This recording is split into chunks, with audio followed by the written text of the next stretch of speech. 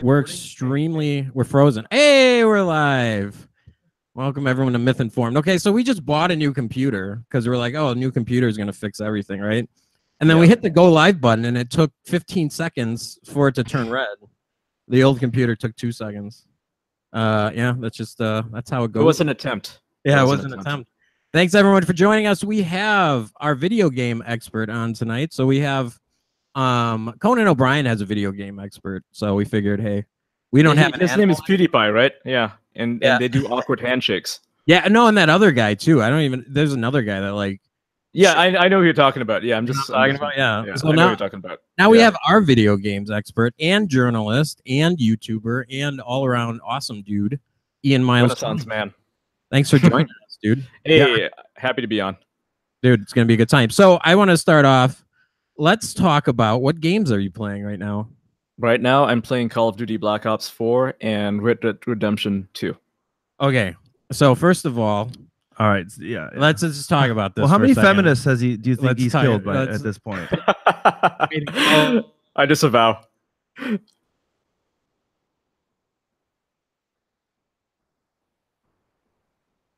I think we're frozen. Yeah, unpopular decision.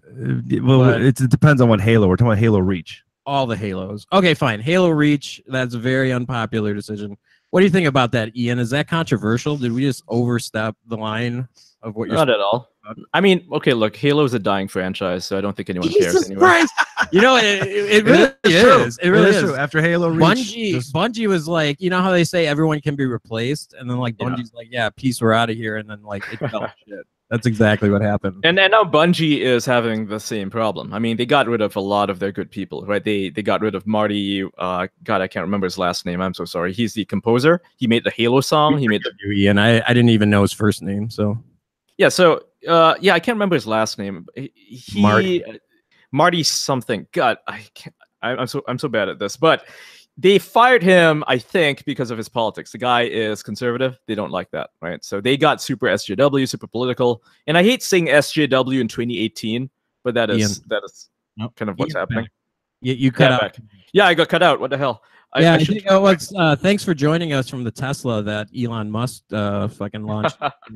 Yeah, okay. That's awesome. I closed my Steam just in case that's causing it. So I was saying, Marty Smek something. He made all the music. They fired him, and they have been going downhill ever since. Right? Destiny 2 wasn't the game they wanted it to be. It's trash. Right? It's a garbage. Boring. Game. It was boring. Yeah, it was a grind. Complete grind. And I don't know where they're supposed to have like a 10-year plan for Destiny.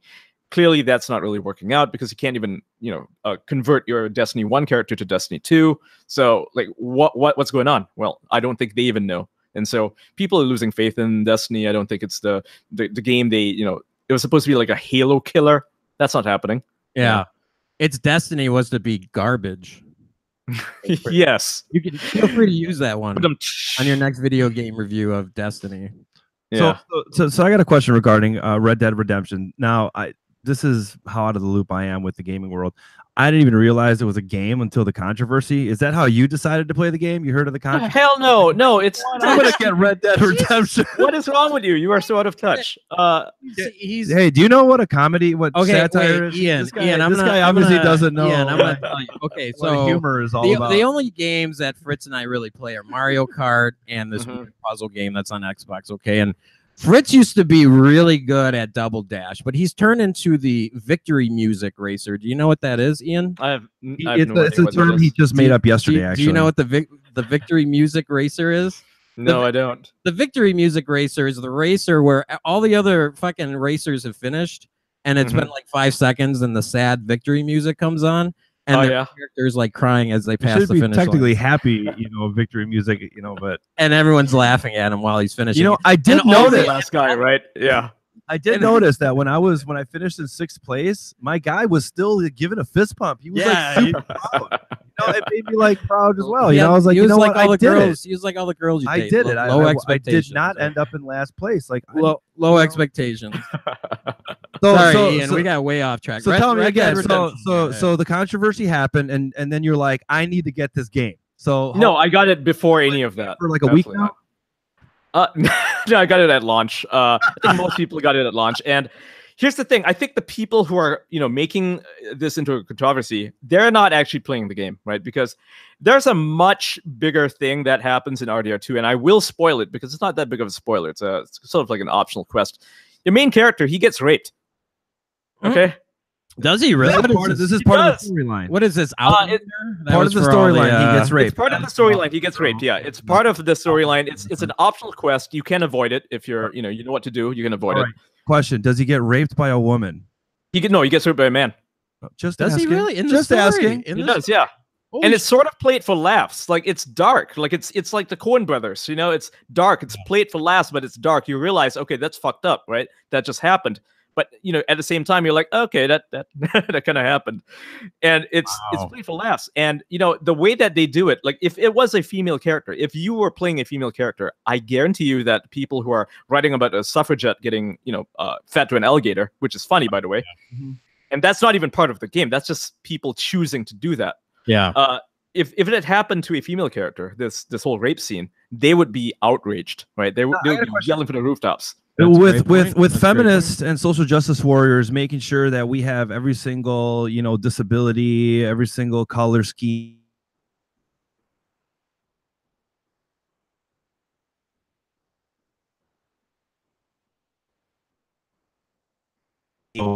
I hear that. Oh my god, I dropped out. I didn't hear anything. No. So my question was, seeing that with social justice warriors and can feminists, you play the game as a woman? Was his question. It sounded like he had a stroke. There was actually something behind that question. Can you play the game as a woman? No, you can't play the game as a woman, but you can play the game as a woman online, right? Online allows it. Yeah, version. So today. Yeah. I just today. I downloaded it and I played it for like 2 hours and I gave up because I wanted to have a life. So was there? I wanted to do something with my day. Curiously, was there any controversy prior to today's?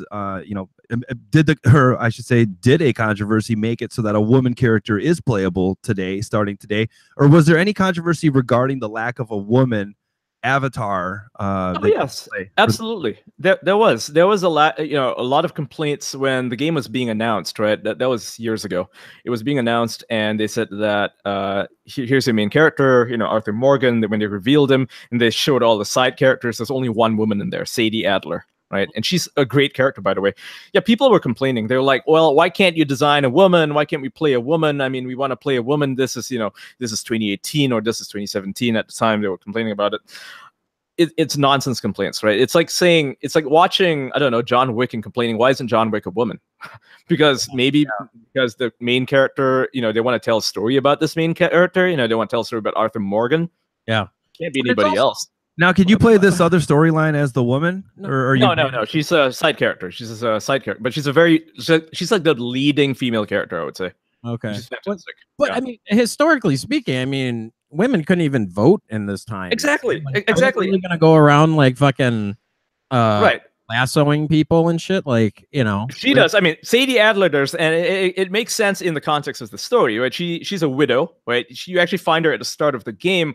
Her husband's been brutally murdered. She's a widow now. She's alone, and she's like traumatized for like the maybe not first half, but like the first quarter of the game. She's traumatized and she's dealing with it, and then she emerges. She has this transformation. She becomes a much stronger character. It's actually really fantastic, really, really well done.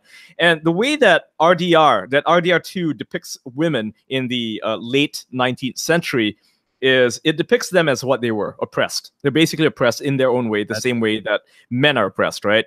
That men have to go to war, men have to kill each other. Women had to deal with, a lot of the chores and a lot of the bullshit that, women back then dealt with, and a lot of women nowadays still deal with in like the Middle East or places like that. It's realistic, right? They some people complaining about it. There's this one article in The Week saying that this game promotes unhealthy, negative stereotypes about women, and that it's portrays them as weak, vulnerable, oppressed. But that's a nonsense complaint. What they're actually doing is they're giving you a realistic view of how women actually were back in the day. And the thing is, they don't say, "Oh, women are oppressed and therefore they should be oppressed." They're not saying that. In fact, what they do is, every female character in the game, whether it's a side character or a main character like Sadie, they actually overcome their oppressions in the quiet ways that women overcome oppression. It's so realistic. It's like when you watch a historical movie, something that's like what is it, Alias Grace, for example. She's clearly oppressed, right? She's an oppressed character, but she overcomes a lot of the difficulty in the only ways that she can, that in the ways that society allows her to do so. That is how Red Dead Redemption 2 portrays its women. It's actually a very strong portrayal of women. It says that, yes, women were oppressed in these ways, but here's how they overcame it. They don't give you some bullshit story about how women were gunslingers, women were this, and women were amazing, and they were equal to men, and that they had equal rights. It doesn't do that at all. It gives you a realistic portrayal of women. And for some reason, the people who should be championing this, who should be championing the fact that Rockstar is giving women this sort of representation, a realistic representation, they're the ones complaining about it the most, because guess what? They don't play the game. They don't play video games. They just like to complain a lot. Yeah. Now, one thing that we noticed right away is that once you do something like illegal in the game, such as killing a suffragette, there's a bounty on you. So even then, Red Dead Redemption has put in place a realistic situation where you murder somebody, you're gonna be searched and probably put on trial, however it is that the game takes care of that situation. Yeah, I mean, you kill someone, they will hunt you down. Yeah. Now, how is in the realistic scenario where you feed someone to an alligator? Absolutely. That I can guarantee you that people have been fed the animals in real life. Okay, so I understand. The points you're making are absolutely spot on. I think the bigger issue that people should be talking about is how this promotes an unhealthy lifestyle. I mean, seriously, I played the game. And it took me 5 hours just to fucking cut the grass or whatever for $2. And we know how much $2. Jacob Wool? Is that who you are right now? You're role playing as Jacob Wool? Yeah, it was funny. So I downloaded this game. My wife was joking. We saw the South Park where it was all about Red Dead Redemption, and they kept they had all these jokes in the episode. It was really good. So my wife's joking. She's like, "Oh yeah, we're gonna download that." So I actually did. I downloaded it, and she's like, "You're an idiot. Why'd you spend $70 on that?" And and so we started playing it together, and so we have the cheat codes. We went on YouTube, and they're like, "Hey, this is how you get the best horse." It was like an hour in, and we just gave up. We're just like, we're never gonna find this white African horse. You're not supposed to play like that, okay? Is that you're not supposed to do that? No, you're not. It's not like that. It's not like any other video game. With most video games, you can do that, and you can sort of get what you can out of the game. But RDR is it's like a movie. It's like watching a Coen Brothers movie or Tarantino movie, and you need to experience it the way they wanted you to experience it, which is not looking up cheat codes, not reloading the game over and over again. That will spoil your experience, by the way. I tried doing that for a while, where I was, I'll make a mistake and then I'd reload the game. Well, it kind of took me out of it, so I stopped playing for a while. No, the actual way to play the game is to experience it. Pretend that you're watching a movie and just sit back and play it. That's the best way to enjoy it, honestly. It's obvious that this controversy has affected perceptions of the game, because it only has a 96% approval rating according to users, and 95% according to Metacritic. So now that we know that, dismal approval rating, how do you think Rockstar as a company has handled this situation? Fantastically. They just kept quiet about it instead of addressing. Yeah. Instead of saying, we apologize, we're sorry that you can kill a feminist, and we're going to patch it out. No, they said nothing. They just kept it as is. I mean, you don't go to Banksy, right? Artists, let's say maybe Banksy or any other well-known artist, and then you complain about his work being problematic. Do you think they actually issue a response? No, they don't do anything. The art is the art. It is what it is, right? They have no responses, and that's the way to do it. You don't pander to these people, because they're not the ones giving you money, right? Like with Tomb Raider, another new game, right? Shadow of the Tomb Raider. There was this Polygon article that bitched and moaned about how the game is way too violent, how it had too much violence in it, and how it was unnecessary for Shadow of the Tomb Raider. Really? And this guy, this guy named Mark Brown, real twat, by the way, putting that out there. How do you complain about it? How do you spell twat? Right now. This twat, he complained about it, and guess what? They actually patched out the violence. They censored it out, even though it was just one guy complaining about it. Yeah, the game's already getting bad reviews because it's not great. I mean, it's not bad, but it's not great either. Yeah. They censored it out, thinking, oh, we're going to pander to this fucker, right? Yeah. And guess what? more people hate it. People are asking for refunds now. You go to Steam, it's negative complaints. They're like, well, the game was okay before, but now you took out all the violence. What the fuck are you guys doing, right? That's bizarre. Yeah. So going to from an unsuccessful game like RDR, now I know the lingo. Now I'm cool.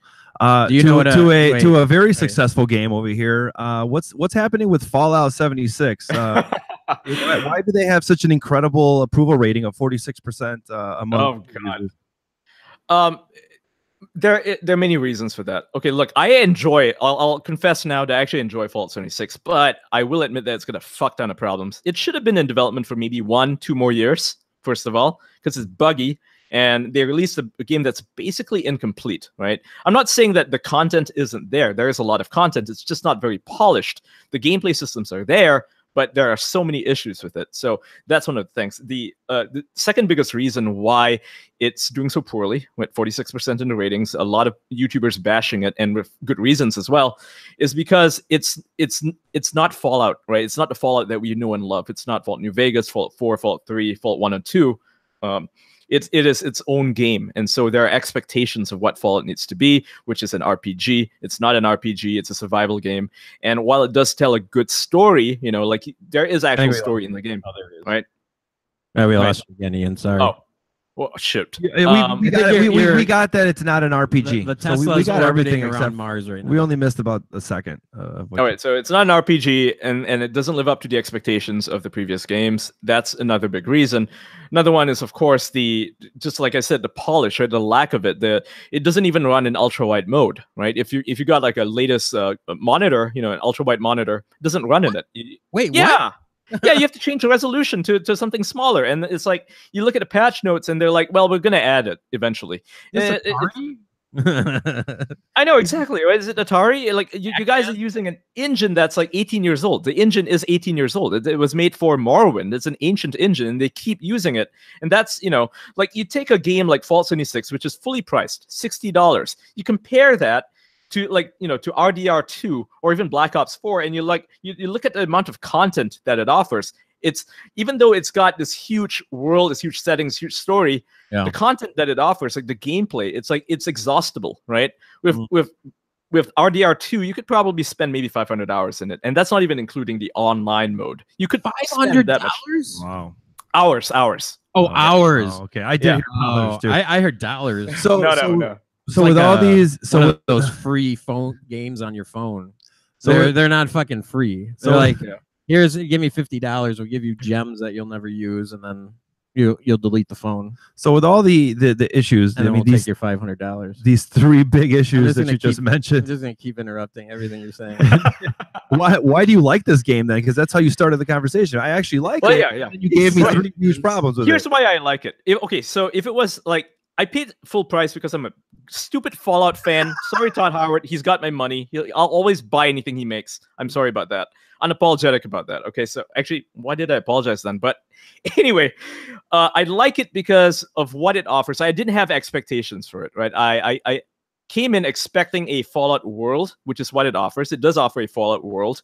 A survival experience. That's also what it offers. So it's got the survival aspects down pretty much. It's pretty well done.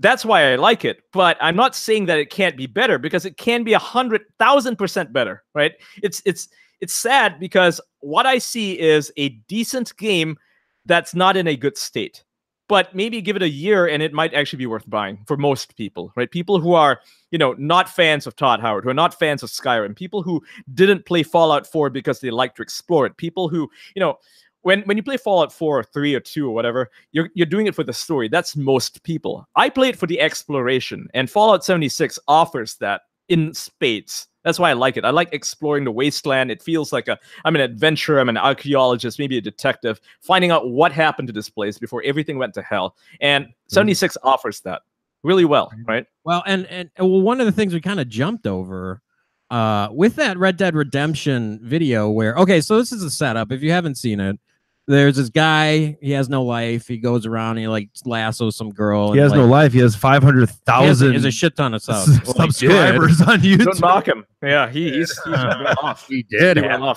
500,000. Anyway, so he lassos his chick, and it's pretty funny. It's a really funny video. It's very creative. I laughed my ass off, and He Well like done. feeds this chick like to an alligator, and it's a weird thing. He threw a bomb at her too. Yeah, dynamite. It's so unrealistic.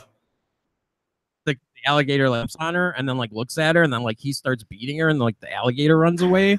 So like even the alligator was scared. I didn't know what that was about, but his channel gets banned from YouTube right after this video, or after this. Yeah, that's right. News, I should say. The BBC got him banned.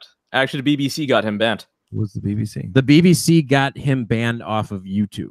Yes, that's right. See, what the BBC did, and I don't think this is reported anywhere. This is something I actually looked into myself.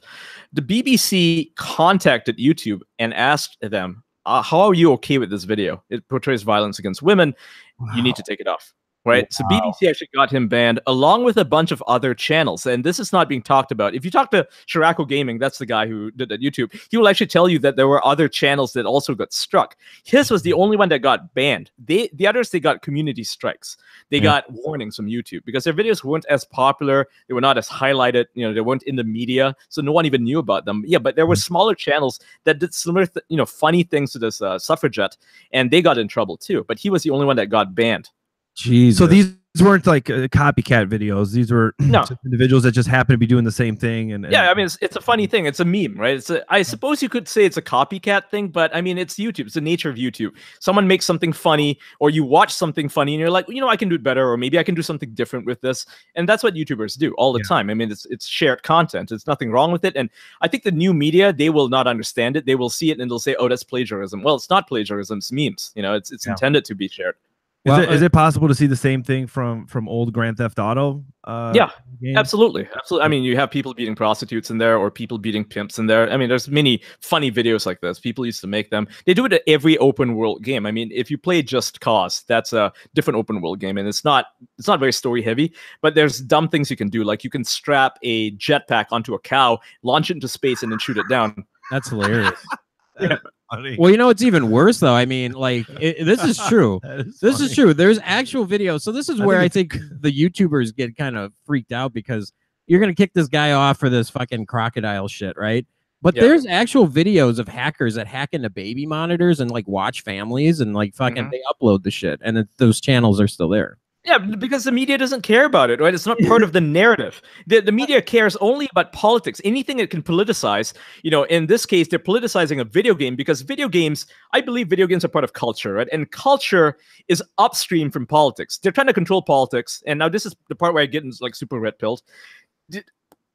Politics is downstream from culture, so they want to control politics, and in doing so, they want to control video games because video games are a medium, a vehicle for them to promote their politics. So they will complain that video games are too hard because, if something's too hard, then it's not accessible, right? So that's where the whole gamers are over thing came from. But in 2014, that's what sparked Gamergate. Games are too difficult, blah, blah, blah, blah, blah. And with politics, things like Red Dead Redemption they're not politically correct. So they're not promoting the right political message. They're promoting the wrong political message. And game journalists, or even journalists in general, the people who work at BBC, for example, they want to promote their agenda. And RDR2 is now promoting an opposite agenda to theirs. That looks bad for them. That's bad for them, right? The idea that people can find killing a suffragette funny. I mean, how dare people do that, right? We need to ban that.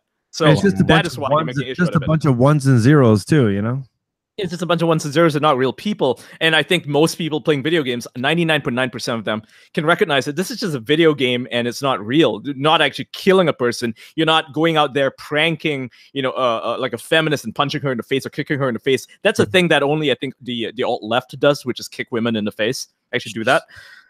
But in video games, this is video game stuff, and they want to control it. That's why they're making such an issue about it. But the real things, the things that I think most people, like normal people, the general public, cares about. For instance, immigration. When you're letting in so many immigrants, or the baby monitor thing. That's another example. Or YouTube channels that exploit children, right? You have these channels that are using their kids as fodder for bullying, and it's funny for them, right? They got hundreds of thousands, even millions of subs, like Daddy05, for example. That was a huge YouTube channel before it got banned. Little Tay, wasn't she? Little Tay, yeah, she was another exploited person by her brother. Her brother's an adult. He was just using her lines. Yeah, do they just like feed her lines and she just like fed her lines? Yeah, and there's like mentally challenged. She's not mentally challenged, but she's bullied. She's actually being bullied because there was a video that that his friend had leaked out. Like, I think he stole his phone or something, and he leaked it out. And it was one of the takes that little Tay was doing, and she starts crying because she's not reading the lines right, and he starts that's berating her. Yeah. That's right. So bizarre. So what's going on with Battlefield 5 over here? They're having some trouble with their sales. That was a smooth sales. Yeah, terrible transition, by the way. Let's talk about little Tay. Hey, let's talk about the war. Let's talk about the war. Yeah. I think, okay, so Battlefield 5 is still in the realm of, it's the same topic, really. It's about, the political narratives being pushed in video games, because video games, like I said, are upstream from politics. With Battlefield 5, you have a game that's essentially very, very woke, right? It's World War II that's got women in it. And now, I'm not saying there weren't women in World War II. There were snipers in the Russian army, in the Finnish army. There were women, who were nurses, battlefield nurses. Many of them died, by the way, in bombing raids and stuff. So there were women, and you can portray women in the war. In video games, there are ways for it to be done. You can do it. They didn't do it right. They just tossed a bunch of women and black people and Asian people, like Japanese women inside the British army, paratrooping into Normandy. This is Battlefield 5. Yeah. This is their historic authenticity. They claim the game is historically authentic. Yet it's not. It's not. It's bullshit, right? And it's not doing so well because I think most people, and these are normal people. I'm not talking about like red pill motherfuckers, gamergators, whatever you want to call them. I'm not talking about these people. I'm talking about normal people that I talk to, people that you might, just like be your neighbor or like be your friend on Facebook. Like friends. Yeah, like you guys, right? So you're normal and relatively. And you look at it and you see this game that's like you put a woman on the cover of a World War II game, and she's got like a hook hand, and she's got a rifle, and she's ready to kill people, like she's ready to kill some motherfuckers in Germany. Like, no, this is not life. This is not real. This is stupid. This is not, it's you can argue that it's disrespectful to the soldiers who died in World War II. That's one argument. I'm not going to make that argument because I think that's moral fagging. But I will make the argument that it's a bunch of bullshit. What was that term? No, it's what was that term? You're fagging. Wait, you're broadcasting from England, right? So that's no, he's not in England. No, I'm not. I'm in Malaysia actually. But yeah, doesn't get the word. He doesn't get the joke, but it doesn't matter. Fritz looks like Ilian Gonzalez if he grew up to become a banker. That's almost culturally. That's a terrible term, by the way, that I just used, but it's what they use, like moral fagging. I know it's got an F word in there. I just immediately assumed you were in England, so it didn't faze me. It's a bad term, but it's pretty apt for when people, they do this whole, oh, this offends me, I'm gonna clutch my pearls. Like that I see that a lot from both the left and the right. On the left side, you have people being offended or triggered by everything. On the right, you might have this is morally incompatible to my identity or whatever, right? It's not trad. So people complain about that, but the truth is, no one likes politics in their video games. You can have politics. I'm not saying that it's not there. I'm not saying that politics shouldn't be in video games. You have Metal Gear Solid, made by Hideo Kojima, extremely political games, right? It's got all these messages in there, and it's wonderfully told, well-told stories, well-written, and it's like, it's not pushing any agenda. But what people don't like is when you take something that's like, World War II, and you put a bunch of women in there, and you have black female Nazis, and it's like, what the fuck are you guys doing? That is unpalatable to the general public who there's black female Nazis in the game. Yeah, there's black female Nazis. So, do you think? Hey, I'm gonna get creative here on a video game. All right, I'm gonna sell this. I'm gonna pitch this to you. Okay, interesting side story. All right, for Battlefield 5, you can play as a woman nurse, and the goal is to try to save as many legs, as many arms, as many soldiers, as many children. This is the worst. Worst idea. Is this something that you think would work? It's realistic. No, absolutely not. No, it's not fun. There's a guy. His name is Jonathan McIntosh. He runs a pretty big YouTube channel. He used to be the co-host of Anita Sarkeesian, right? The feminist frequency chick. And this dude, he has actually made that argument. He's like, why isn't there a World War II game where you play a trauma surgeon? And here you go. Honestly, a game like that already exists. It's called Trauma Surgeon. Why does it have to be made by this one company? Why does he's like, well, why can't you play a traveling doctor in Red Dead Redemption 2? Well, games like that do exist. It's just that nobody fucking buys them. You know, no one's saying they can't exist. It's just that they're not popular because, I mean, who the hell wants to play, Dr. Quinn Medicine Woman? Honestly, not a good concept for a game. That's a good point. But they have made like really, really bad, boring games in the past, though. You know, like, yeah, I'm trying to think of a couple off the top of my head, but like some have just been like terrible. Where I'm just like, why would you? Oh, like Farmersville, like even the one on Facebook, that Animal Farm. What was it called? Farmville. Yeah, Mike got the reference. Michael, did you know who Ilian Gonzalez was when I said it? He was the kid. Oh my God, from we're going Cuba. on this tangent here. He was the kid from Cuba. He's totally going to tell the story right too. In the raft, he won the hearts and minds of America. New York Times over How here. How does he not know who Ilian? Well, you look like him. All right. Anyways, so let me make an amazing transition here again. And somebody else, really good. Then somebody else can make a point. Farmville was of a terrible the game. transition. So, but you have to milk cows in Red Dead Redemption, though. If I was to play, I don't want to milk cows. Red Dead Redemption in China, would I be able to save all of my social credit points? Probably not. I mean, depends. China has a social credit system, and if people are not familiar with it, you should get very, very familiar with it because it is coming to a country near you, probably the country you're living in, right? Ooh. Guaranteed. I guarantee it. So, social credit system, what it does is it monitors everything you do online and offline, right? And the idea is that if you buy diapers, it means you're raising a kid, social credit goes up. You're doing a net good for society by having a family. But if you're playing certain video games, say maybe it's a gambling video game, so you're being participating in vice. You bought alcohol. Oh, you're participating in vice. You bought a 6-pack of Pabst. Well, participating in vice, social credit goes down. And when your social credit goes down, it means you can't travel abroad. You got to raise that level up. You can't rent a house because you're a useless eater. To put in Nazi terminology, you're a useless eater. That's what you are. And this is how China is controlling its populace. It's doing this manipulation. They're basically manipulating people into becoming better citizens. That is the whole goal of it. It works. It's psychological, right? I mean, you don't want to be penalized for doing something bad, so you do something good. It's a typical it's like the spin. Skinner box. It's a fucking Skinner box, right? You do something good, your social credit goes up. Do something bad, social credit goes down. It's a gamification of society. Video games fucking cost us, by the way.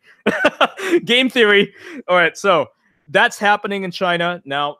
Funny thing is, there was a Black Mirror episode on this where. Oh yeah, there was. Yeah, it was brilliant, and like it was on your phone, and it was like, oh, Fritz had an interaction with me today, 1 star, and then your rating would go down, and then. Yep. And that's actually what's happening in China, right? Depending on who you interact with as well. I mean, that affects. Oh yes. I mean, I'll have to stop hanging out with this guy then. Once that Fritz. comes over here. If you interact with someone who uses terms like moral fagging, then you're or that. Well, I'm part of the. No matter what we say. That's always the worst. I'm part of the. We're now connected in the AIN web because we've talked to each other now. Fritz. So Fritz. One interesting thing is whenever you ask individuals in China, they say I supported it as good, about China? Or I've never supported anything more nor thought that anything was as good. I mean, I haven't heard anybody being interviewed about the social credit system in China. Actually saying anything negative about it. Did you hear about? Have you heard about Lu in China? This chick. She writes like these graphic novels, and she put like this very graphic homosexual scene in her book, and she got 10 years. Oh wow. Yeah, 10 years. And they compared it to like some of the other like crimes. Like this one guy was in politics. He like raped a 4-year-old child, kidnapped and raped her, and he got 8 years. Well, that's incredible. So her crime was actually worse. And to be fair, putting in just thinking in that mindset, that socialist, communist, Marxist, whatever mindset, what she did was actually worse because I'll tell you why. Right? Because raping a 4-year-old, this dude is offensive. I mean, the thing is, everyone recognizes that it's offensive. What he did was wrong. So therefore, 8 years is whatever, right? But with hers, her crime was deeper than that. It attacked the thought, right? It was a thought crime. It was a bigger crime because it affected how people perceive gay people, and that gay people are not so bad. And China doesn't like gay people. They're homophobic, right? So she normalized homosexuality in China. That was a bad thing for them. And so she's more dangerous to them, to China's well-being, social well-being, the social health, social fabric of China, of socialist fabric. It is more dangerous than a guy who rapes children, because a guy who rapes children, he's going to offend everybody by doing that. So therefore, it's not damaged. People are still offended, right? But now hers, she did a thought crime. So her crime is more deadly. It's more dangerous. I mean, it's like what Stalin said, right? That guns are not as dangerous as ideas. Ideas are way more dangerous. So why the hell would we want our enemies to have ideas, right? Because they can kill us with those ideas. Yeah, that's true. I wasn't aware of that. So I mean, so one of the reasons scary. that I brought it up as well, the social credit system here in China, is because you had mentioned that prior to the show, that the individuals somehow that created this system are connected with the gaming system. Well, yeah, it's the same company. It's Tencent.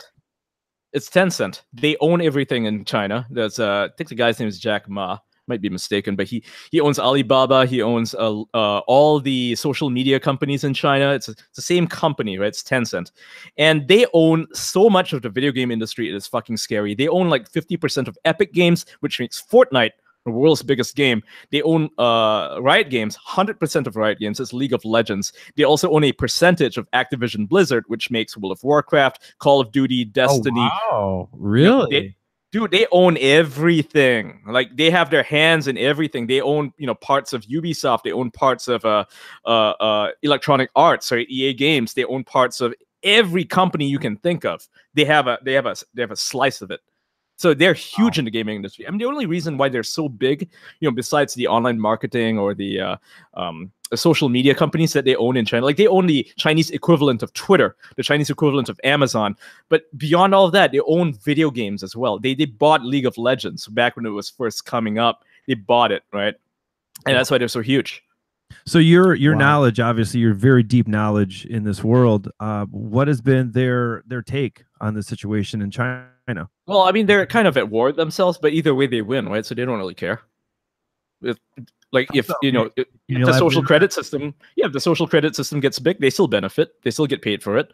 If video games get big and social credit becomes unpopular, they still get paid for it. So they don't care. I mean, they're competing against themselves, and this is healthy for them, right? They got their hands in both pies. It doesn't matter which pie is tastier. Either way, they win if people want to buy it. Interesting. And Ian, so you have another video out, and you have to explain to us what Kotaku is. But yeah, take us through that. Michael was making fun of me earlier for that. I'm sorry, I don't watch anime, Mike. Yeah. What is is that Kotaku? Is that I'm assuming it's Japanese? It's not a real word. It's a play on the word otaku, which is nerd. It's a Japanese word for nerd. Okay. Right. And Kotaku, if you don't know what it is, it's a website, a gaming website, one of the biggest gaming websites in the world that's owned by Univision, right? Oh. They're part of the Gizmodo network. You had Gawker back in the day. Gawker got bought over by Univision, so they're like the video game arm of it. And Univision owns a lot of things. They own The Onion. They own a lot of these sites, right? Univision, isn't that the Spanish channel? The Spanish channel, yes. Yeah. Fritz, you should know that. You're Mexican, dude.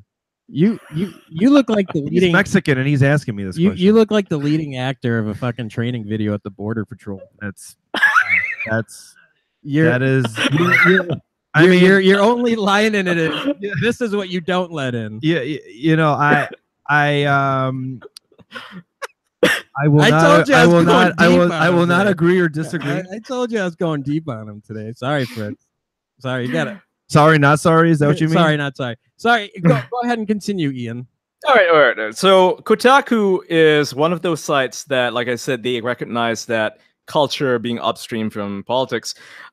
They make a lot of political issues out of video games. They take something that is completely innocuous, right, and they get offended by it. They'll get offended at video games, for example. And the latest thing that they're offended by is a TikTok meme. So you don't know what TikTok is? It's an app for your phone. And mostly Generation Z is using it. 5-second videos, right? It's like kind of 5-second videos. The only thing that pops up on my phone. It's a replacement to like Vines, right? Yeah, it's a replacement to Vine. They bought over Musical.ly, which was like a Vine competitor, and so that's what they are, right? You basically you talk in your little phone, you do a little skit, you do your little song and dance, whatever the hell it is you want to do, and then someone else posts like a reply, and it's got videos playing side by side, so you can do sort of like a collab, right? Collab video. And one of the memes, and because this is really popular among Generation Z, it's all about the memes. It's about, they don't care about politics. They only care about the memes. They're all about the humor, very weird, bizarre, edgy humor. It's fantastic stuff. It's like what PewDiePie shows, right? Yeah. One of the memes is a girl singing, like lip syncing to a song about a video game called Overwatch. And in this game, right, in this song, it's a dumb song. It's a terrible song. I didn't understand any of it because I've never played the game. So I was like, why are people so angry about this? I don't understand. I'll explain that. And you have conflicting explanations of what the song is about, but anyone who's played the game knows what it's about. Essentially, you have two players. One of them is he just wants to play these characters, like the champions or whatever you want to call them, that do damage in the game, right? And both players are like basically fighting over which characters they get to play. Right, the guy and the girl, they're both complaining. Like he's like, I want to play Tracer. That's and she replies, I'm already Tracer. She, that's one of the main characters, and nobody wants to be Mercy. Mercy is the name of the song. No Mercy. That's the name of the song, right? The idea, Mercy is a healer. She's the character you play as a support. She doesn't do any damage. She just walks around, follows other characters, and heals them. That's her only role. It's boring as fuck, and this is why Overwatch is a fucking terrible game. By the way, would be good at that position. I think you just hit one button. Yeah, you just hit one button. Basically, yeah, that's how you play the game. The only position he could play. What show are we doing here? Right. So take the shit out of Fritz show. Sorry, song, go ahead. Yeah. The song is about that. It's making fun of that, and it's basically why teams lose, right? It's just a dumb song. It's got a girl lip syncing over it, and she's like pretending to play with a fucking video game controller, and it's not connected, right? It's just doing that. And so people reply to the video with their own thing where they hold controllers, or they might, start playing with their fucking sunglasses and pretending it's a controller, or maybe they'll play their friend's face and pretend it's a controller. It's just a dumb meme, right? Yeah. It's funny. And one of the reply videos is like another girl saying that, bitch, why isn't your controller on? It's like she's calling her like a fake gamer girl. And they don't know how filming works, where it takes hours and hours and hours. I mean, you're not supposed to take it seriously. It's just a joke, right? Like she's even joking. Like she knows that that's not how, like no one's gonna actually fucking record themselves playing a video game like that, right? But Kotaku took it super seriously. They're like, oh my god, this is super serious, you guys. That's how they took it. They were like offended that people were like ragging on the girl in the video who's like fake playing a video game. They were like, well, this video is just an excuse for guys to hate on girls because guys are misogynists and guys hate, girls who play video games. Guys are like we are what do you call it? Threatened, right? We're threatened by the idea that women play video games. That was how they read it, even though it's like clearly everybody doing this meme who's participating, who's making a video response, is just joking. It's just jokes, man. It's fucking 18-year-olds, 18 to 22-year-olds, or whatever age they are, 16 to 22, I'd say. Yeah. But just having fun. It's just a meme. It's just a joke, It's not supposed to be taken seriously, but fucking Kotaku, of course they're going to take it seriously because all they do is read critical theory, right? They go to college to learn postmodernism. They read too much fucking Michael McClone and is that how you pronounce his fucking last name? Anyway. I have no idea. I have no idea. Marshall McLuhan. Yeah, okay. So why did I say Michael? Jesus. So they're like, okay, there's got to be a deeper meaning here, you guys. Like it's got to mean something. The semiotics of this, there's a symbology of this. It's people being misogynistic. That's what it is. That's what it actually is. And so they write this goddamn article, and it's all over the place now. Polygon has their own article, their own version of how it's misogynistic, and like everybody else is like, when you go on Vine, or it's not Vine, but TikTok. They think it's fucking it's like I dropped the R bomb there because it is. It's so stupid. Yeah. Well, it's like they're treating it like it's the Beatles' White Album, you know, where it's like they put all this time and effort into it. It's just a stupid video. It's just a stupid video. It's a 5-second video. Exactly. Yeah. Was there do you see any political reason for in connection between Univision and Kotaku? Or is absolutely. I mean, they're super liberal. I mean, they don't have any conservative websites on the network. It's all liberal stuff, and they all promote woke social justice. It's not actually doing them any favors because they're actually losing money on the network.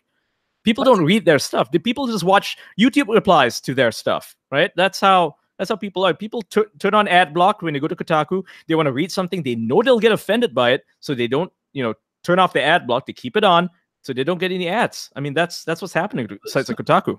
So Kotaku is working with Univision. Is that Univision owned? They're owned. They're owned by it. So the ultimate irony of this is they're complaining about this chick playing video games, Have you ever watched any of the shows on Univision? Like the chicks have like no fucking clothes on, and there's like a guy perving on them the whole time, dressed as a clown for some fucking reason. Like, this is Spanish TV. Yeah, Spanish TV. Yeah. If you knew Spanish, you'd understand the reason. Yeah, I'd understand. Yeah, how many times the chick's dress comes up and it shows her entire ass. Go on YouTube, you'll see all the Univision fucking flaws. That's what. I'm cool with it. I'm just saying, like, how funny is that? That they're complaining about this, and this is their parent company. That fucking dude, it's like fucking Al Jazeera, right? You got Al Jazeera, and they own AJ Plus, right? AJ Plus is like a branch network of theirs, and they promote all this woke, super social justice videos on YouTube and on Twitter, particularly, and Facebook. And they're always, going on about how women are oppressed or trans people are oppressed, blah blah blah blah blah. And what they say isn't like 100% false. There's a lot of truth to what they're saying, but it's from like a woke perspective.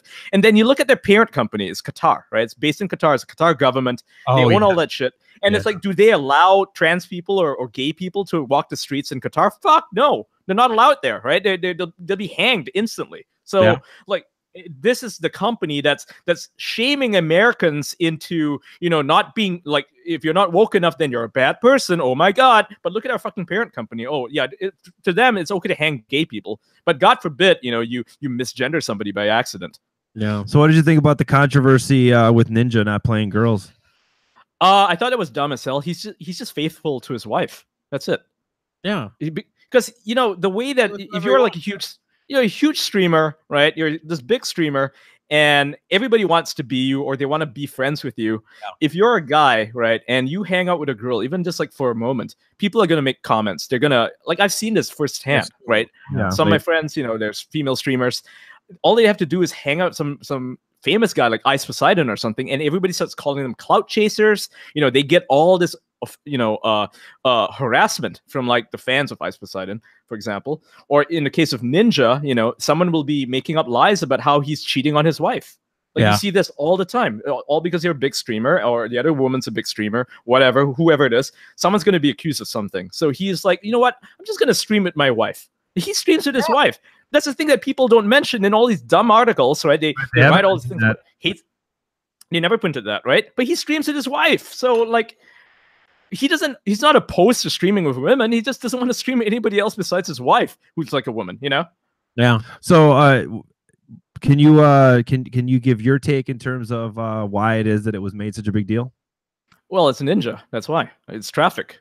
That's all it is. I mean, like I said, best way to blow up a message about misogyny or your politics is to hop onto the biggest thing that you can think of, right? Whether it's PewDiePie, it happened to PewDiePie. They hold him to a higher standard than anybody else. I mean, anybody's going to drop the N-bomb if they're mad. If you're playing video games, you get this heated gamer moment. And that became a fucking meme. I don't know about anybody, but yeah. Well, maybe not anybody, but a lot of people do. I mean, these people grown up playing Xbox. I mean, that's all people do. Yeah, that's the problem. Is he's engaged, he's intertwined into that internet culture where that's the the racy thing to do. So it's not a big deal. There's nothing racist behind it. Yeah, the word is racist, and I wouldn't say it, but I understand where it's coming from. Like, to the people saying it, they're not racist. To them, it's like saying, like the R word. Like, I use the R word a lot. Actually, it's pretty bad. Has PewDiePie come out as being gay yet? No, he's not. He's getting married. What the hell's wrong with you? Not gay? No, I totally thought he was gay. He was dating like a super huge YouTuber now, right? Is he? There's a big YouTuber that is actually, whatever her name is, she's actually moving away from YouTube now just because the pressure was too high. Yeah. Marzia, yeah, that's his fiance. Yeah. If he was gay, I thought he was kind of gay. No, Sean's very knowledgeable in this world. I totally know all the stuff about YouTube. Yeah, it's the big circle. I'll tell you what, it's okay to be gay for PewDiePie, but no, he's not gay. So I think he should have been. He should have came out as gay, because then he'd be untouchable. So Ian, what big projects do you have coming up here? Because you've got Hype Break, which you put out about 2 months ago. It's already got 7,000 subscribers. We've been doing ours for like 7 years, and we just broke 11,000. So you'll pass us probably really the next couple of weeks. Well, again, we don't care about this channel just so I can get on here and make fun of Fritz and Brian and let us sound like idiots every week. That's pretty much it. So with Hype Break, you've got this new venture. and who you're collaborating with Hypebreak? A bunch What's of your people. goal? You'll see. I mean, okay, so my goal is to build the fuck out of Hypebreak, right? Because I got a lot of videos planned, a lot of ideas, and maybe even some collabs coming in the works, right? So stay tuned to Hypebreak. That's what I'll say. Awesome. Okay. All right. Any other thing you're working on? Any appearances anywhere? I mean, besides the coffee shop down the street? There will be appearances, and you just have to follow my Twitter account, and I'll tweet about them. So at Still Gray. So what else? What's like keeping your interest these days outside of games? Like, what are some other things you're reading books. Apparently, reading books is an alt-right thing now. Did you guys hear about that? Yeah. Like, being literate is you intellectual. I just hate reading books. Yeah, like I'm reading Snow Crash. It's fantastic. Right, I've got a Haruki Murakami books that I ordered, and they just arrived. You know, like the hardcover is somewhere behind me somewhere. Yeah, I'm reading those. I'm planning to read those. I've got those. Yeah, and like I said, you're reading those, Ian. No, actually reading those. You are reading those. Okay. Yeah. Okay. Yeah. So, is there anything you're willing to share? Well, you didn't let him finish what else he's into. No, because the people want to know. I'm trying to help him what out with Ian this. Miles. So what do you want to know? What do you want to know? Well, here's the thing. What else? You told me about these books. You didn't tell me, where you're gonna be. You didn't tell me what's happening with Hypebreak. Is there something? So I'm just gonna make more content. Is what it is. It's the daily hustle, right? I'm getting that bread. That's all I'm doing. I don't think too far into the future, like, oh, I'm gonna make this gigantic network. No. I don't think that far. I honestly don't, because I don't think there's any point in it. Because when man makes plans, God laughs, right? That's the fucking saying, and that's usually the case with most people. So I'd rather not do that. I'd rather just focus on what I'm good at, what I'm having fun with, and right now that's making a lot of videos. I'm gonna give you another one. When man made God, man laughed. I have no doubt about that. I mean, look at L. Ron Hubbard, right? He laughed his way all the way to the bank, right? That's what he did. Yeah. Hey, dude, by the way, like I caught this interview with you that you did with Bunty like months ago with the creator of Earthworm Jim. Yeah, that's right. Yeah. That guy, he's something else. Like he's against cool. marriage. He's against he was like Jesus is the only way, and I'm like he's a religious guy, but I think you should honestly have him on your show. Dr. Nabel. I'd love to talk to him, man. He's open to talking to anybody. I mean, have him on, and you could go on his show. Like, I think it'd be fantastic. It'd be a great collab. I think it's a really good idea. We'd probably like throw pick his brains. Yeah, pick his brains. Just ask him about his beliefs. I mean, the guy is evangelical Christian, and he's very open about it. He's not a mean-spirited person. Yeah. He's not a bigot. That's the thing. Like he has his views on gay marriage, sure, but it's not like he's not going to condemn you for it for believing whatever you believe in. Yeah, that's cool. I did get that from him, but who doesn't believe in gay marriage anymore? Like that's Taiwan doesn't. Taiwan doesn't. Yeah, Taiwan doesn't. An interesting thing is Taiwan is one of the most liberal Asian countries. Am I wrong by saying that? And even dude, Germany doesn't have gay marriage, so yeah, the only Angela Merkel, she's opposed to it. She's the leader of the free world, as people like to say, right? But she doesn't believe in gay marriage. She's opposed to it. The only difference between a wedding and a funeral is a wedding has cake. So, like, a wake might have cake. What's that? A wake might have cake. Oh yeah, a wake. Yeah, there you go. Yeah, I'm like, hey, if you want to get married, get married. Like ruin your life. Oh, I'm just kidding. So that's the fun thing about Red Dead Redemption, right? The whole feminist thing is like when the character approaches you and she's like, "Do you believe women should have the right to vote?" He's like, "Yeah, hell yeah, go for it." Like ruin your life with politics. I don't care. Right, exactly. So is there any is all of this part of a continuous fallout from anything stemming from Gamergate?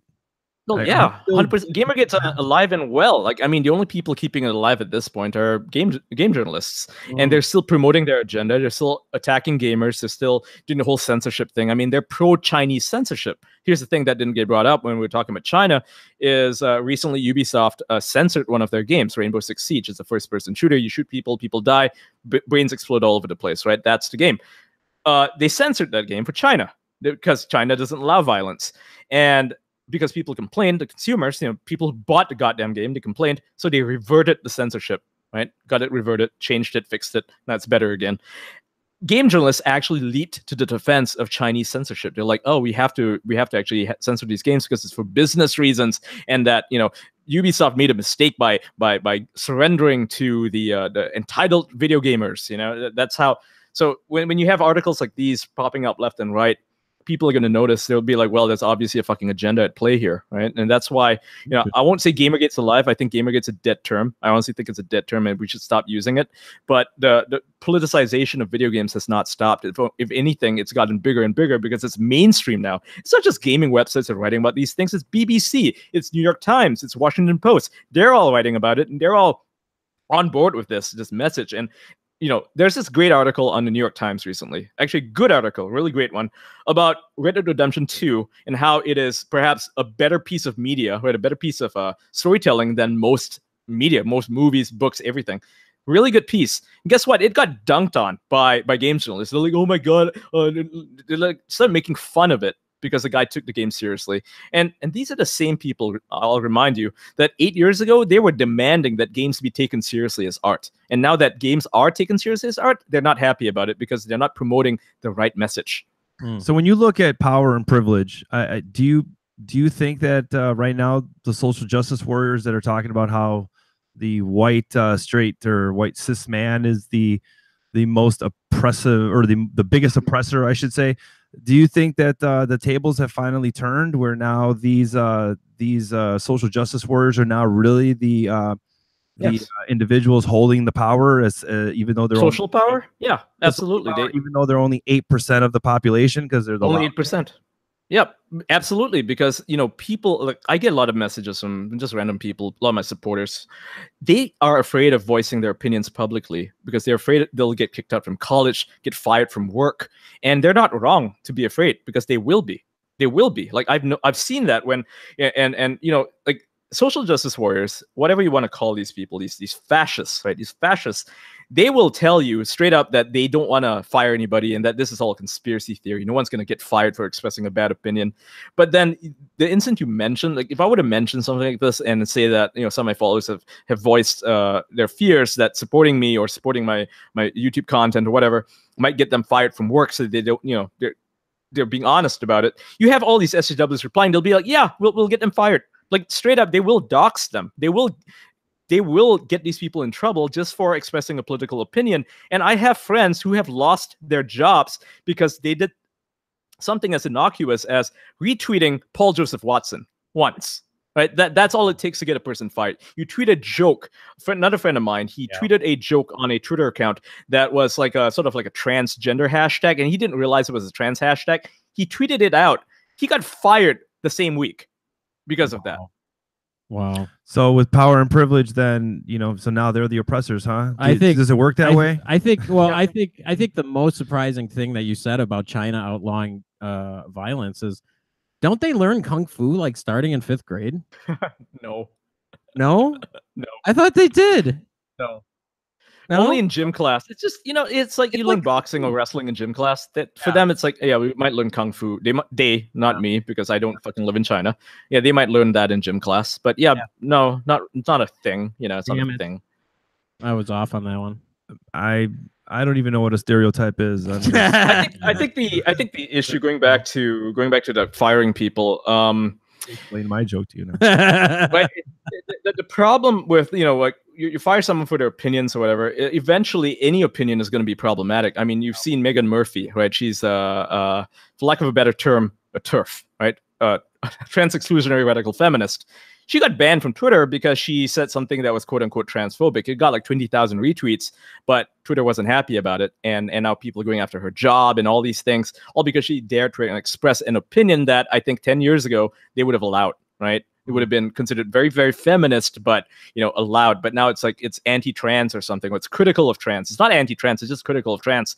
And that is like the latest fight, right? And this is how they control speech. But eventually, their speech will be too problematic for like the next group of people who comes in and says, "Well, you can't say this. You can't just be gay. Like if you're a gay person, that means you are, you're opposed to having sex with transgender people. Like that is what it's going to come to. Like they're forcing people to adopt ideas that they don't even believe in." Look at the lesbians now; they're oppressed. I actually do believe lesbians are oppressed now because they can't say, "I'm only into women," like women who are like biologically women. You can't say that anymore. They will get in trouble for that, for being a lesbian. Really? Think about that. You know, the LGBTQ movement is more like just the intersectional movement now.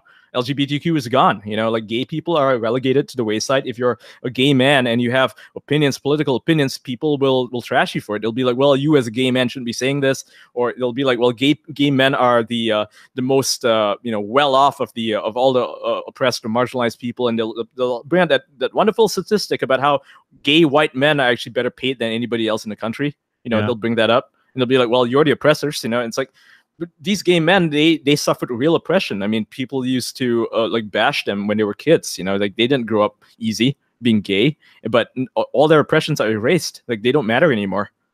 Yeah. Do you see these political entities in your part of the world? They are rising on the rise in colleges, I would say. So yeah. Yeah. Okay. Yeah, that's how they get in. That's how they get in, right? Through colleges, they teach them critical theory, postmodernism, all the grievance studies. That's how they get in, and then eventually they start seeping into, what do you call it? STEM, right? They're getting into STEM now.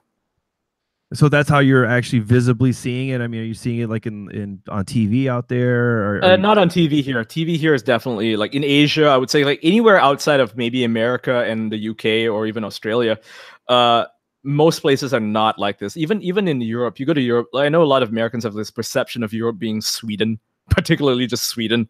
Most of Europe's not like this. You go to Denmark, they will make fun of SJWs on TV. They'll make fun of trigger warnings on TV. You go to Norway, same thing.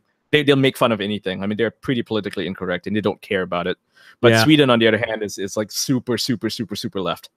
Yeah, I found out about this thing on Twitter. It was Brian in his beautiful mind. He was telling us about dead naming. Yeah. Dead naming on Twitter. For those that don't know, apparently that's using the name of someone that's transitioned their previous name before they transition, right? The original name, the birth name. Yeah, the legal name. I don't know if you guys caught Ricky Gervais's last special. It was intense. He just kept talking about Bruce Jenner.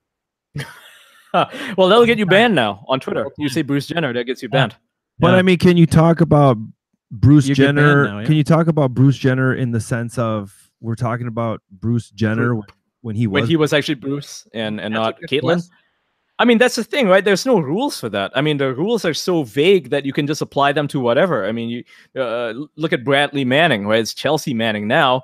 But if you want to talk about Manning when she or he was in the military, how do you refer to him? You know, like I'm not trying to misgender him, but I'm doing it like accidentally right now. You know, I'm not purposely saying him. I'm just talking about Bradley Manning at the time. So I can't say she because it wasn't a she at the time. So yeah, it's confusing. And this is where people are struggling. Right? This is the stuff that's getting people banned because they accidentally misgender somebody. So like the artist formerly known as Prince. Prince didn't transition. It's the concept that I'm trying to use here as an analogy. Transition? That would be funny though if you were to get in trouble for saying the artist formerly known as Prince because you can't pronounce his Egyptian name. Oh yeah. Mm-hmm. I don't know. Sorry, we got people talking in the background. Did he transition? No, he changed his name. He changed his name. Changed his name. So would that something it's Jacob has no idea. Jacob thought that would be his dead name. Yeah, like Prince would be. I'm just using it as an analogy. That's interesting. I have to explain analogies to him later. But his dead name is in his new name. Well, not intentionally. Formerly known as Prince. The thing is, his new name is unpronounceable. The runner formerly known as Bruce Jenner. You know. Yeah, it'd be like referring to the runner formerly known as Bruce Jenner, and that's what's getting people in trouble because they accidentally say stuff like that. Yeah. Well, I think one of the things that's happening that we're seeing, it's like the slow death of comedy. Like people. When you laugh about things, especially when they're painful, it takes away a lot of the pain that comes with it, And I think people are forgetting that a lot of these jokes and stuff, they're funny for a reason. They're funny because they do represent certain things that are terrible in society, but in order to get past them and not make a book man out of them. You got to laugh at them, like it's springtime for Hitler. That's what it is, right? Exactly right. Like I've been ripping on Fritz all day. He's gonna go home. He's gonna feel like a better person, Oh, I'm gonna as soon as we're done, I'm just gonna break down and cry like immediately. You look like a combination of Speedy Gonzalez and a Jewish Muppet. That is pretty close, maybe in your mind. I'm working on a set. I'm going to be at the Comedy Store in 2 weeks. Comedy is like you can't make jokes like that anymore. That will get you banned from Comedy Club. No, well, it depends on which one. Like in LA, the East Coast ones will ban you.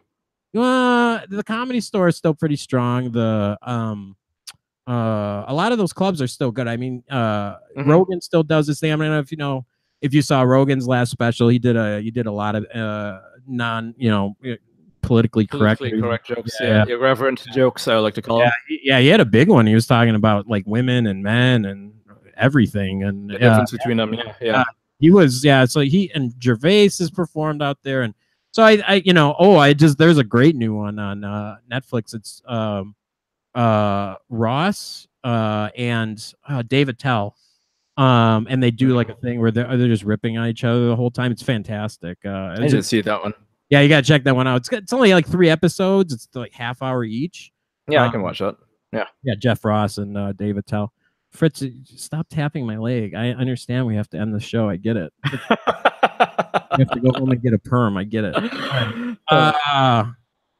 Ian, thank you so much. At all times, Ian. Thank you so much for coming on the show.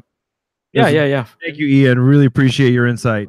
And to those, sorry that he decided he wanted to do improv in the middle of your show.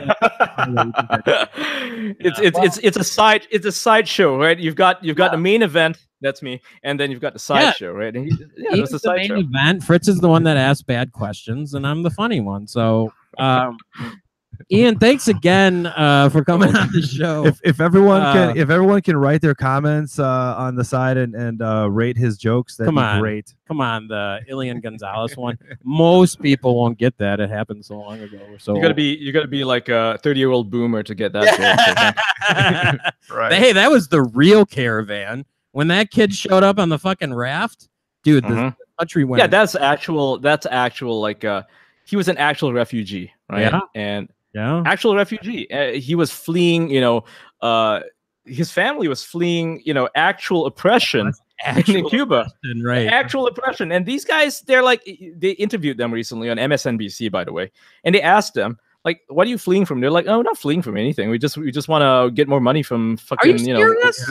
Yeah, for real. The current individuals, right? Because it's current individuals. It's more of an economic caravan. Economic migrants. Yeah, they're not refugees. You can't compare them to refugees. It's disrespectful to the Rohingya, the Jews in the 1940s. You cannot compare them. You can't be like Ocasio and be like, well, what about the Jews? No, you can't say that. It's offensive. What is wrong with you? That's just, not only is it offensive. I mean, you can go on about how something is offensive, but it's ignorant is what it is, and that's the worst part, right? It's fucking ignorant to make that comparison. They're not refugees, they're migrants, they're economic migrants, and yes, you can turn them away.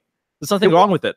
Is it an actual caravan? Because like I keep picturing like fucking people juggling and a lion. It's just, is there like is that people walking the mob? It's just people walking the mob. Just people walking? They're just walking? Yeah.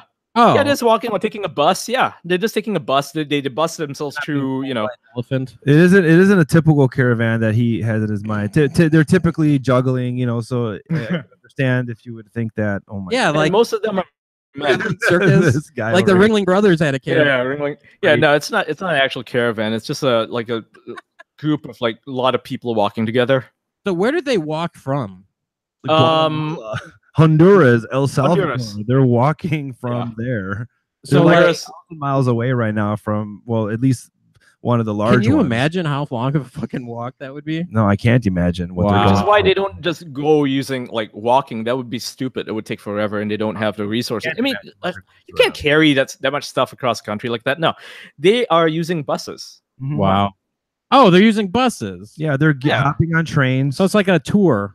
It's a tour, yeah. The issue though is that It's like a tour bus. I mean, I'll be honest. I mean, it's kind of disrespectful. It's kind of disrespectful to some of these individuals that really are, you know, regardless if they're regardless if they're trying to be, you know, regardless if they're moving because of economic reasons. Yeah.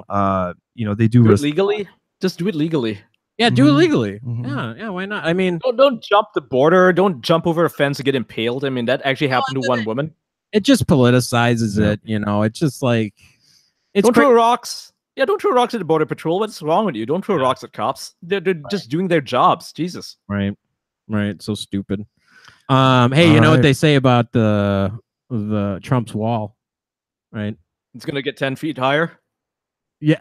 No, they're just gonna buy taller ladders.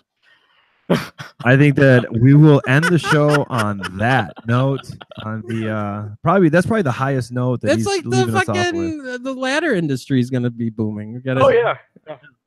That's so stupid. The wall. That's the dumbest shit I've ever heard.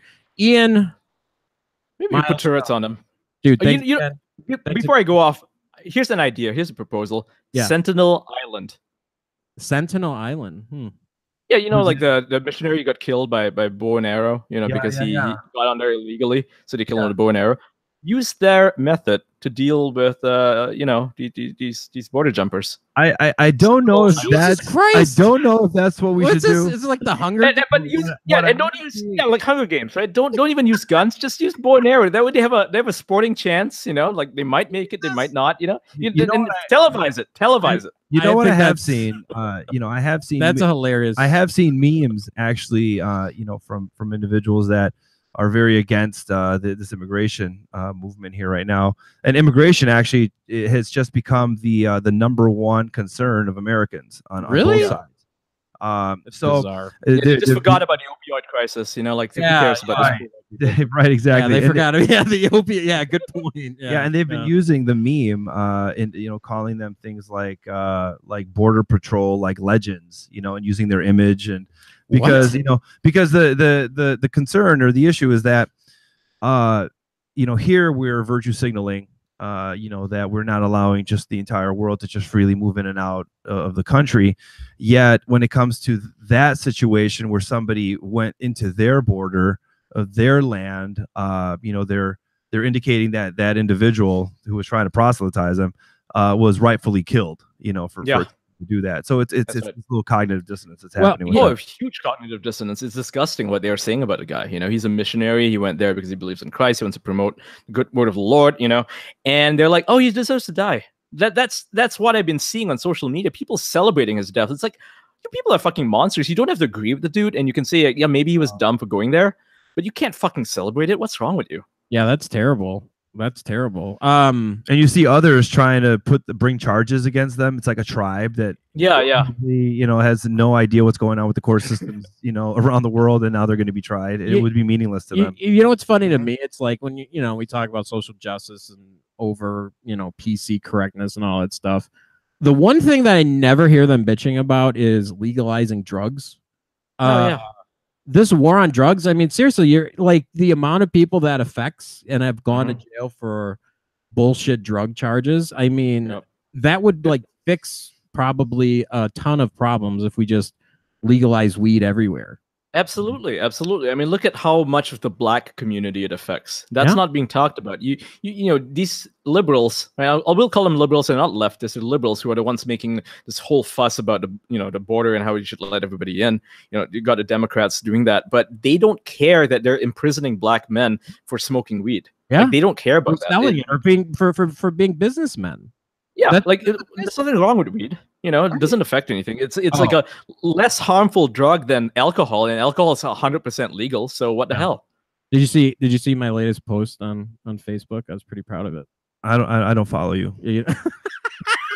Finally, we got to, no, I said this is what I said. I said we live in a country that was built on tobacco, but has outlawed marijuana, right? Because that's true. Yeah. We're built on that's true.